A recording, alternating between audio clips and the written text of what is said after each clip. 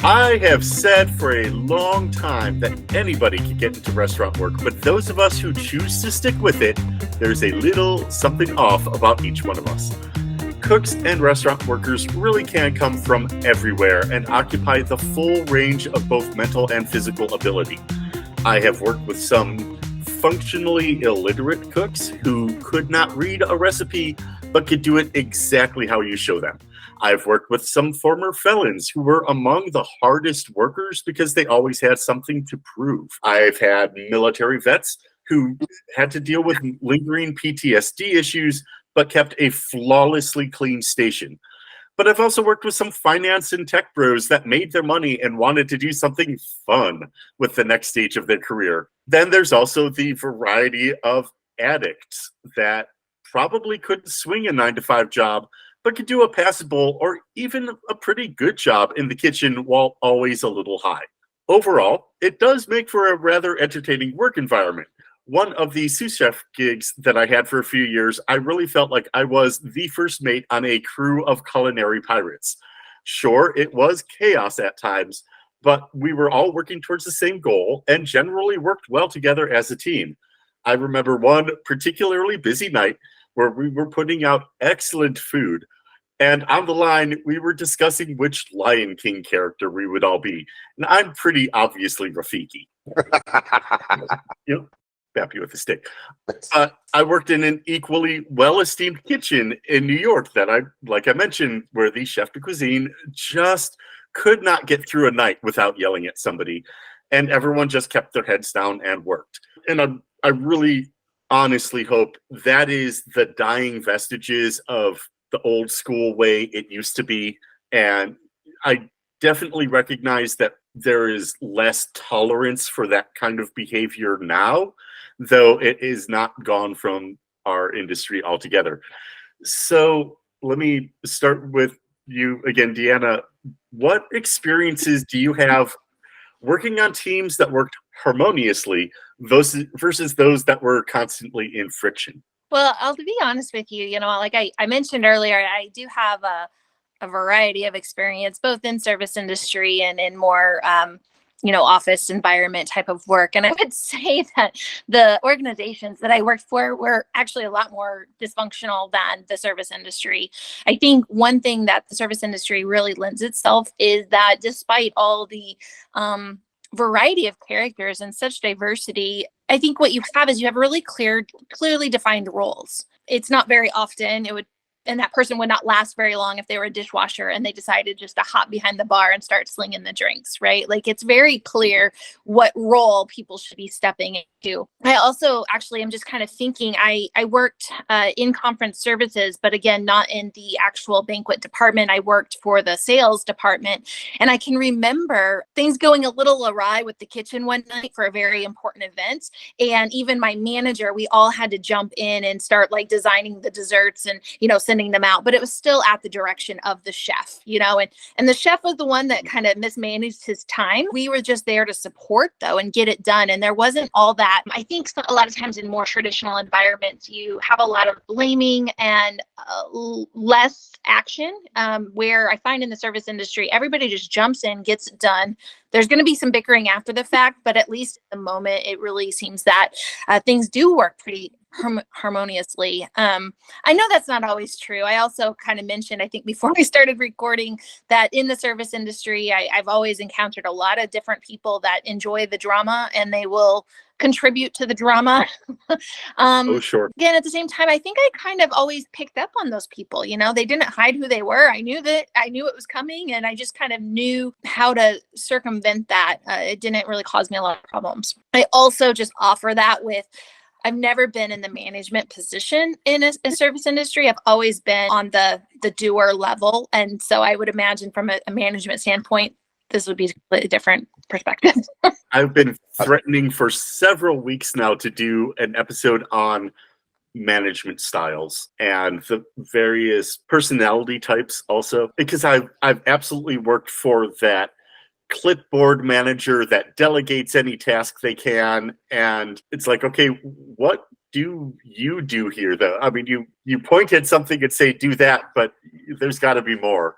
Or on the flip side, that manager who does everything themselves, you're like, dude, I can do this. Go away. Just let me do my job. I tend to err on the side of I try to do too much to the point where sometimes my servers are like, hey, I got this. Don't worry. Well, there's definitely an old school mentality that even though the work is both physically and mentally punishing, you really can only be good at it if you work through the minor injuries and pain. You ignore the fact that you're missing the best years of your and probably your family's lives, and you just have to take the abuse heaped on you from all directions. And while there are plenty of chefs and owners working on making things better in their own realms, the pandemic really did nothing to help. So there's a difficult discussion to be had here, and that is the final decision that plenty of people in the industry take when facing all of this pressure, and that is suicide. I have had a friend and coworker who was a sous chef at the ski resort with me the week of Thanksgiving try to take his life. Definitely a stressful week if you've never been in the industry. He was hospitalized for a few days, given a few weeks off, and I do not know if it was his decision to return or the chef saying, hey, I really need you back. But he came back the week before Christmas, which is basically as busy as the resort gets. And he took his life after he went home from work Christmas Eve. First of all, if you or a loved one have any suicidal ideations, please seek help. Call 988. We will get back to 988 in the future. But let me just say, working in a restaurant on Christmas Day is hard enough. Working in a restaurant at a ski resort on Christmas Day is an extra challenge.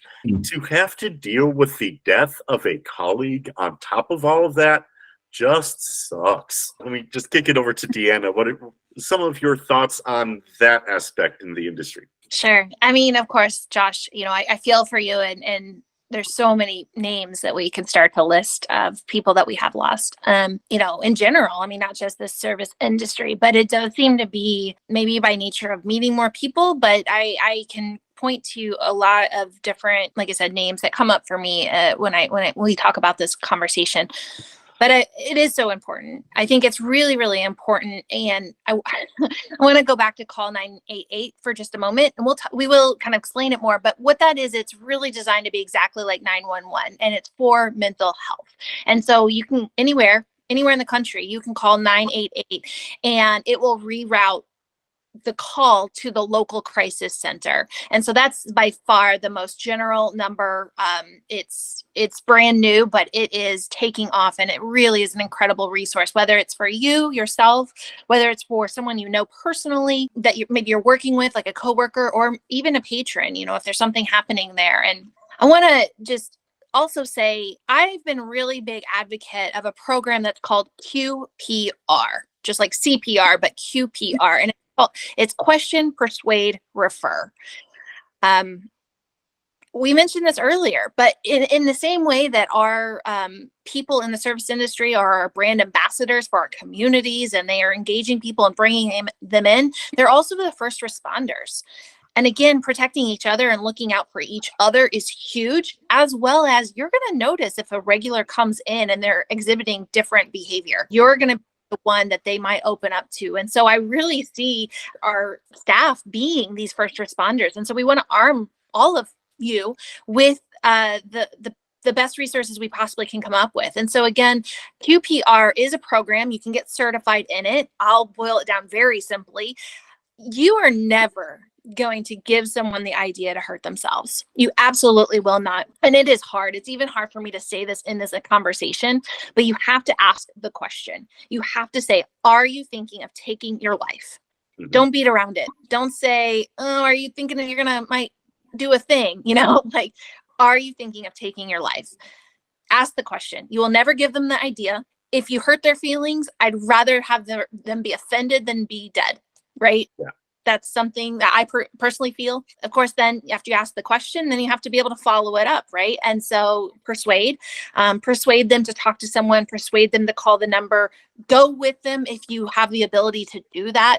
I have known actually some managers that have been in situations where they themselves have driven people to the crisis centers. And so that's important. If you're in management of any level, you just want to take it upon yourself to be this person, know where the local crisis center is, know 988, know if there's a local number for you, like know those resources. I would strongly advocate to have a little cheat sheet in your phone or behind the bar that anybody could access to be able to provide that, and then referring them again to a crisis center or somewhere like that, but warmly handing them off to the next step, right? Like I would just strongly encourage you, don't let them walk out the bar. And I have, again, we can start naming names for sure. But I have also a friend, someone while I was working at a bar, and she chose to take her life. And here's what really sticks out to me about that. Of course, losing her is an incredible loss. All the things you might say about suicide, didn't see it coming. She seemed happy, blah, blah, blah, whatever, all those things. But here's what I know. I know that the bartender that worked with her that night knew something was wrong. And what I look back at, and I know, and I still am good friends with this bartender, I wish she would have been empowered with QPR and empowered and given permission to ask that question. Because I think that while honestly, maybe things would have not turned out differently for the person that took their life, I think it could have turned out differently for the person that saw her go. And I think just knowing that you did what you could can relieve some of that survivor's guilt that can often kind of come along with this. So, the program is QPR. Again, do a little research and find out your local crisis clinic, find the local numbers for you and have them available. That's one thing I have to share about this.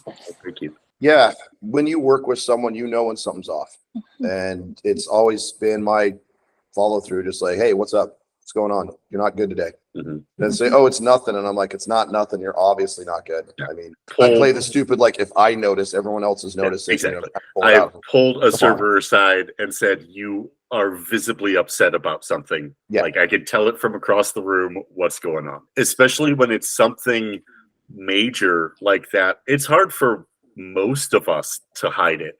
Sure, some people absolutely do have that game face. They have that stage persona, and it will not crack.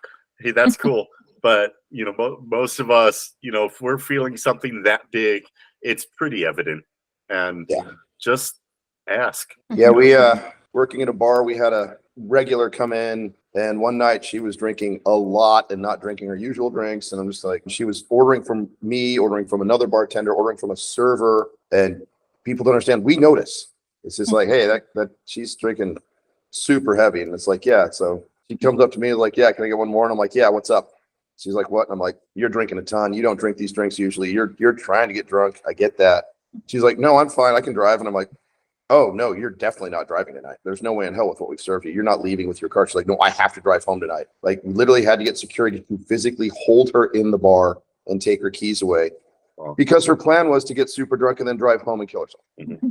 And she finally blurted that out. And we're like, okay, just sit here, relax, talk. I mean, we had her car towed back to her house, wouldn't let her leave at all until we got her down, had the police drive her home. They actually put her under review for the night at a hospital first because she was obviously a risk to herself. But it just happened that we knew her and knew how she reacted and how she acted, and she just was not right that night. Still with us today, which is great. Really happy that we stepped in. But I mean, it was like three of us just going, like, even the bouncer is like, yeah, I don't know what's wrong with her, but there's something wrong with her tonight. Sure. Yeah. So you got to take that step. They might hate you for the rest of your life, but it'll be for the rest of their life. You hit up on that exactly. I mean, this person's story, right? Like it sounds like, and this is almost, I guess we can't know for sure, but this is like the stats of the facts of the case is that, suicide is a permanent solution to a very temporary problem. And there's a man who's very notable in the space, Kevin Hines. He jumped off the Golden Gate Bridge. He's one of the only people that have survived jumping off that bridge. And he says as soon as his hands left the railing, he didn't want to do it. Like he completely changed his mind. And he's really fortunate that he's still with us. But most people are not that fortunate. And so, exactly what you did there, Nick, right? Like delaying the action, asking the question. Not to get into like all the politics, but even like holding them in place, there is value to that in the sense that people are looking for this solution that is very permanent and probably the problem is temporary.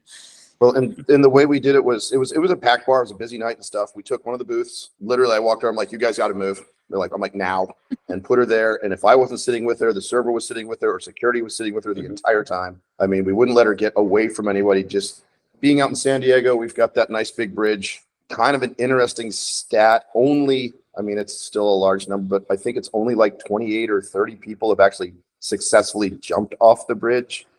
As soon as something like that happens, and when I worked on Coronado, for me, it was like, oh, great, someone's jumping on the bridge. I have to now drive 40 miles home to go through Imperial Beach. But the cops go up there and they just talk, and they walk out and talk to you and shut everything down and say, what's wrong? That's just what they do. And you always hope they're successful. I had two managers of mine who were leaving and had this car just speed by them on the bridge and then slide to a sliding stop. Driver got out, jumped right off the bridge. Wow. Nothing they could do. It just got out. Then, yeah, that was that. Then you always wonder, like, well, if they just talked to someone, if they just had someone listen. When you talk about 988, I think that's something that a lot of people in this industry need, because I've done this for over 30 years. My family still really doesn't know what I do for a living. They don't really know what I deal with every day. I mean, I tell them the funny stories. I tell them the other stories, you know, like, yeah, this is great, but they don't see it every single day. Kitchen is bad. Kitchen is worse because at least in the bar, we get paid. Sure. You know, it's like, it's a horrible day, but I'm like, hey, at least I made this. Then you look back in the kitchen, just got put through the ringer, and you're like, yeah, I got drinks for all you guys. Come to the bar now. You just throw people something to give them a little thank you, just to show that they're appreciated, even show that they're noticed. I've found a lot of times when there are mental problems and mental issues with people, they really truly feel just alone, even though they're surrounded by people. Sure. They can be standing right next to you all night long on the bar, and you're just like, hey, what's wrong? You okay? I've had people who I'll see something on Facebook. I'll get a text or something, and I'll message them back. I'll call them, and they're just like, no, I'm good. And I'm like, you're not good. You're lying to me right now. I just saw what you posted. Oh, you took it down. Big deal. You're not good, man. What's going on? You know, just talk to me. You have to reach out. It's just hard, but you have to reach out.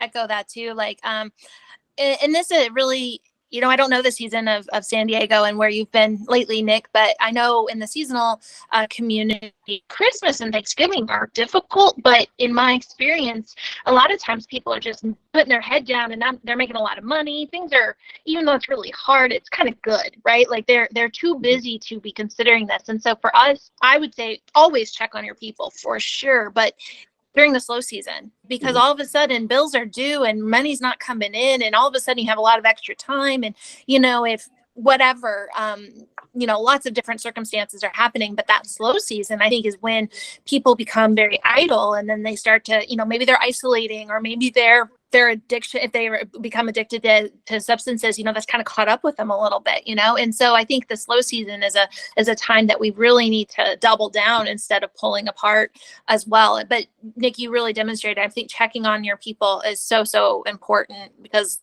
it is true. People just really need someone to ask them the question, to see how they're doing, to check in on them, to give them an ear to listen to. Super important. And then something I see this online a lot. You'll see a lot of our friends will post like, hey, you know, always check on your friends. That's the first person I call. I was like, hey, what's going on? How you doing?